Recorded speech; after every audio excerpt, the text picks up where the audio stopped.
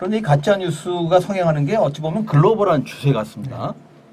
그런 이제 글로벌한 추세라고 볼 때 이런 흐름에 대해서 어떻게 보시는지 심 교수님 좀 말씀해 주시죠.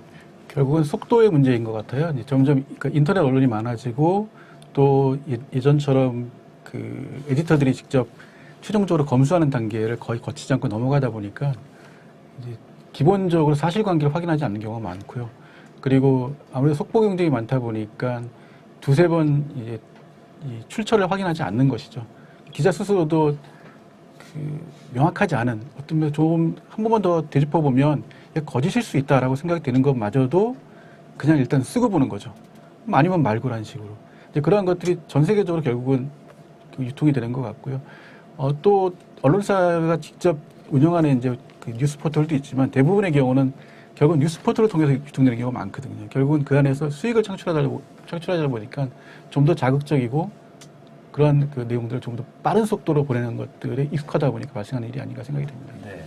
근데 저는 오늘 심 교수님 마침 나오셨으니까 평소에 좀 여쭤보고 싶었던 게 있는데 오늘 마침 오랜만에 뵈서 긴장되네.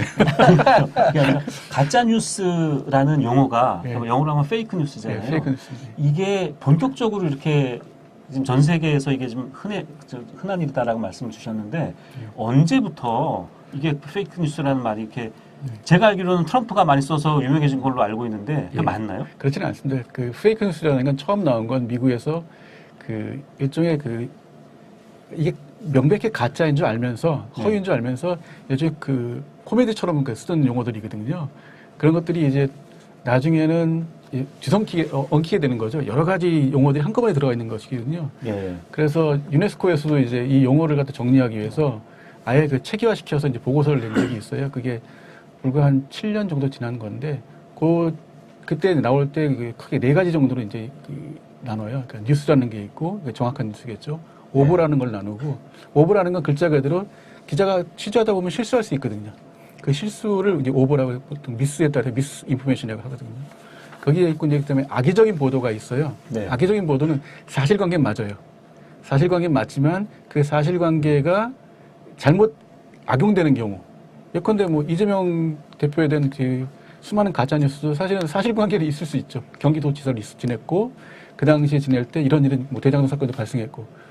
근데 그때 당연히 있었으니까 책임을 져야 된다라고 한다면 그건 다른 얘기가 되잖아요. 그러니까 서로 맥락이 다른 사실관계를 엮어서 그 악의적으로 이용할 때를 악의적인 뉴스라고 하고요. 그걸 이제 모럴 인포메이션이라고 하는데 가장 큰 문제가 된 게 이제 그 허위 사실을 조작해내는 거죠. 디스인포메이션이라고 부르는 것들인데, 그래서 총 4가지로 나누는데요.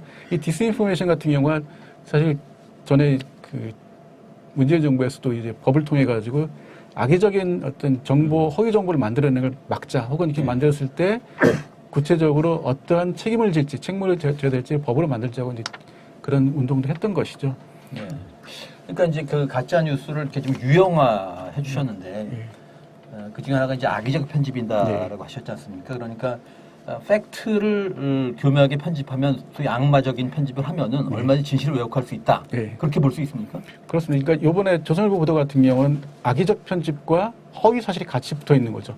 그러니까 가짜뉴스 해가지고 유형화시키긴 하지만 반드시 그 A 유형과 B 유형이 명확히 나눠지는 건 아니에요. 그러니까 첫 번째 유형에서 악의적인 편집이 있었고, 그거는 사실관계를 악의적으로 한 것이고, 허위 사실은 유서 대필이 없었던 얘기죠. 그리고 분실을 조장하지도 않았던 얘기죠. 그러면 이 2가지는 악의적인 그 보도와 또 그 허위 사실이 동시에 존재하는 그런 보도라고 볼 수 있는 거죠. 그 가짜뉴스라면 이 2가지를 묶었을 때 가짜뉴스라고 할 수 있겠고요. 어떤 면에서 그 누군가에게 그 해악을 미치기 위해서 정보를 조작해서 전달하는 것을 우리가 가짜뉴스로 봐야 되지 않을까 생각이 듭니다. 김성재 에디터, 나름대로 가짜뉴스를 정의해 주신다면은 어떻게 정의를 해주시겠습니까? 그건 이제 언론학자이신 심 교수님이 해주셔야 되는데, 아니 그래서 저도 도대체 정확히 가짜뉴스 뭐라고 해야 되나, 가짜뉴스인지 아닌지 그걸 어떻게 그걸 판정을 하나, 이제 이런 문제 때문에 정의 내리기가 쉽지 않다. 또 언론 학계에서도 마찬가지, 그리고 내지 쉽게 정의 내리지 못하고 있는 걸로 알고 있는데,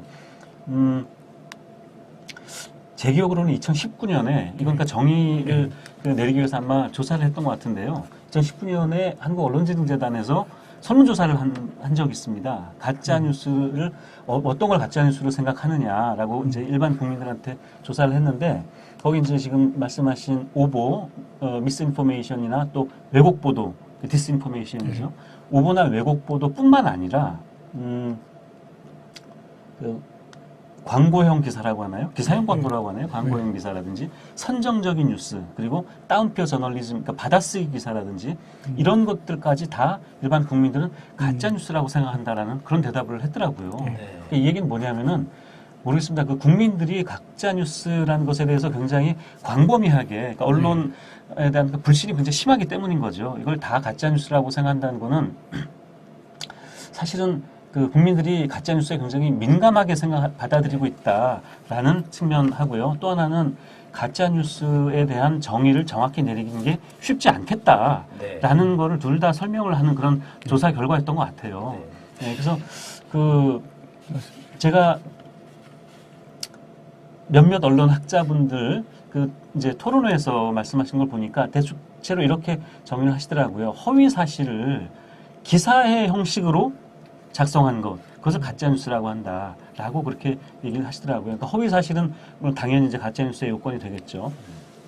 기사의 형식으로 된 뉴스를 그 가짜뉴스라고 한다는 거는 그냥 사람들이 아무렇게나 떠드는 것을 우리가 가짜뉴스라고 정의 내려서 뭐 처벌을 한다든지 규제를 한다든지 그 하는 게 아니라 그렇게 해서도 안 되고, 언론이라는 그러니까 뉴스라는 어떤 형식을 갖춘 것, 그만큼의 어떤 책임을 져야 되는 부분이, 책임을 져야 되는 언론이 만들어낸 그런 허위 사실을 가짜 뉴스라고 해야 된다라고 그렇게 하신 것 같아요. 네. 그 정도로 저는 동의를 하고 있습니다.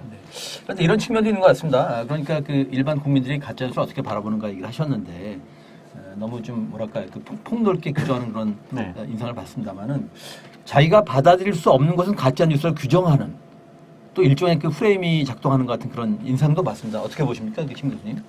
예, 저도 집에서 집사람한테 자주 듣는 얘기입니다. 가짜 뉴스라고.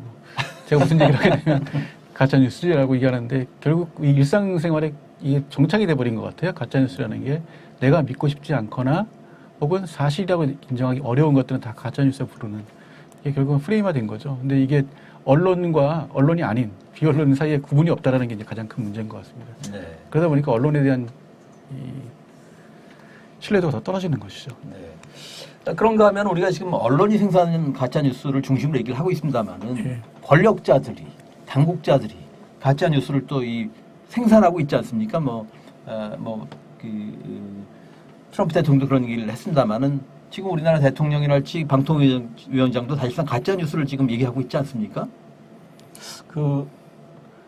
어제도 대통령이 그 국무회의에서 또 그 얘기를 했더라고요. 가짜 뉴스가 자유민주주의와 시장경제를 무너뜨리는 최대 적이다, 이런 얘기를 국무회의에서 또 얘기를 했고, 제가 알기로는 지난주에 그 동남아 아마 순방을 다녀왔죠, 윤 대통령이. 그래서 거기서도 또 그 얘기를 했다라고 보도가 나왔었어요. 외국 정상들을 만나서 대화하는 자리에서 가짜 뉴스가 이제 문제다, 이런 얘기를 했는데, 보도 나온 거에 따르면 물론 대통령실에서 발표한 내용이겠지만 다른 정상들도 공감을 했다, 이런 보도가 나왔는데, 저는 그 뉴스를 보고 제일 먼저 든 생각은 뭐냐면요, 좀 창피하다는 생각이 들더라고요. 아니, 어떻게 일국의 정상이 가짜 뉴스라는 말을 그렇게 쉽게 입에 담고, 그거를 다른 정상회담을 하면서 그런 자리에서까지 가짜 뉴스라는 게 굉장히 사실은 아까 전 세계 유통되라고는 했지만 굉장히 위험한 단어 아닙니까? 논란이 되고 있는 거고, 올해였던 것 같은데요.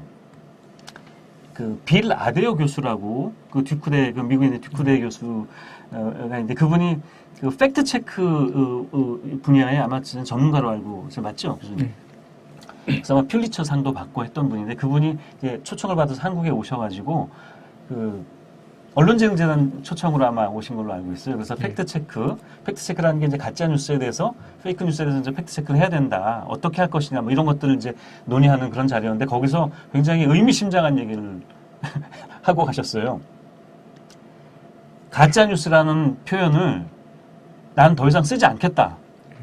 그렇게 얘기한 거는 거기 그 행사에 그 타이틀이 뭐였냐면 가짜 뉴스 뭐 근절 어쩌고 그런 거였거든요. 근데 그 자리에 와서 빌 나데오 교수가 가짜 뉴스라는 말을 난 쓰지 않겠다라고 얘기한 거예요. 그 이야기는 뭐냐면 가짜 뉴스를 규정하는 것 자체가 쉽지 않고 정치인들이 가짜 뉴스라는 표현을 쓰는 것이 어떻게 보면 정치적으로 굉장히 위험한 것이고 적절하지 않다라고 본 거예요. 이제 그렇게까지 우리 가짜 뉴스에 대해서 그 가짜 뉴스가 무엇인지 이런 것에 대해서 신중하게 생각하고 판단하고 해야 되는 그런 말을 일부의 대통령이 다른 나라까지 가서 가짜 뉴스가 민주주의, 자유민주주의를 무너뜨린다 이런 이야기를 한 것을 보고 좀 창피하다라는 얘기. 그러니까 아마 다른 나라 그 국민들이 그걸 봤으면 한국에서도 트럼프 대통령 같은 사람이 또 나왔나 보다 이런 생각을 하지 않을까. 그래서 너무 좀 부끄러웠습니다. K 트럼프 아닙니까? K 트럼프라고 이미 좀 점점. 근데 그걸 해외까지 나가서 그런 모습을 꼭 보여야 되는지 난 참. 그런데 김 교수님, 가짜 뉴스라는 말을 쓰지 않겠다는 뭐 그 입장은 그 수긍을 합니다만은 그런데 우리가 그 문제를 제대로 다루려면은 일단 명명이 돼야 되지 않습니까? 혹시 가짜 뉴스에 대한 용어 대안이 좀 있으신가요? 없습니다. 왜냐하면 아직까지 학술적으로 합의된 혹은 그 정의된 것도 없고 여러 가지 정의가 있지만 예를 들면 이제 허위 정보라고 했을 때 극히 일부만을 얘기할 수 있죠. 허위 정보라는 건. 또 허위 조작 정보라고 하게 되면 아까 말씀하신 것처럼 왜곡된 내용들을 얘기할 테고요. 또 가짜라고 했을 때 사실은 그 대표적인 가짜 뉴스 중에 하나가 그 농담이거든요. 농담은 다 가짜 뉴스예요. 그리고 또 우리가 유머로 하는 얘기들이 있잖아요. 다 가짜죠, 사실은. 근데 그런 내용들과 전체를 다 가짜 뉴스 묶을 수 있느냐 그렇지 못하고 않는 거죠. 그럼 가장 질이 안 좋은 가짜 뉴스는 뭔가요? 왜곡이죠. 악의적인 왜곡이죠. 네. 악의적인 왜곡이고 특히 그 그러니까 사실관계가 있지만 그 사실관계에 허위 사실을 갖다가 허위를 덧붙여가지고 악의적으로 왜곡하는 경우 그게 최악이죠. 네. 뭐 많죠 그런 경우들. 그 질이 안 좋은 그 가짜 뉴스가 뭘까요? 이렇게 여쭤보시니까 제가 또 무슨 생각이 갑자기 들었냐면은 그런 거 있지 않습니까? 늑대가 나타났다. 네. 네, 그 두 번, 세 번 이렇게 하니까 이제 사람들이 굉장히 질이 안 좋은 그런 가짜 뉴스 아닙니까? 그 사람들을 이제 계속 속여가지고 반복적으로 속여서 나중에는 결국엔 이제 그 늑대가 나타나라고 얘기를 해도 사람들이 이제 다 이제 돌아서는 이런 그러니까 결국 그런 파국을 맞게 되는 거죠. 근데 가짜 뉴스를 생산한 주체가 특히 언론이 혹은 조선일보가 파국을 맞지 않았지 않습니까? 네. 파국을 맞지 않고 있는데 파국을 맞도록 하기 위해서 예를 들어서 징벌적 손배제라든지 이런 것들을 도입하려다가 그것도 주로 가짜 뉴스를 많이 생산하는 그 세력들에 의해서 좌절돼서 너무나 안타깝고요. 물론 그 제도에 대해서는 논란이 많았습니다만은 가짜 뉴스를 반복적으로 만들어내서 유포하는 그 문제에 대해서는 적어도 책임 있는 언론에 대해서는 뭐 징벌적 손배제든지 어떤 방식으로든지 그 책임을 지도록 하는 게 그게 맞을 것 같습니다. 네.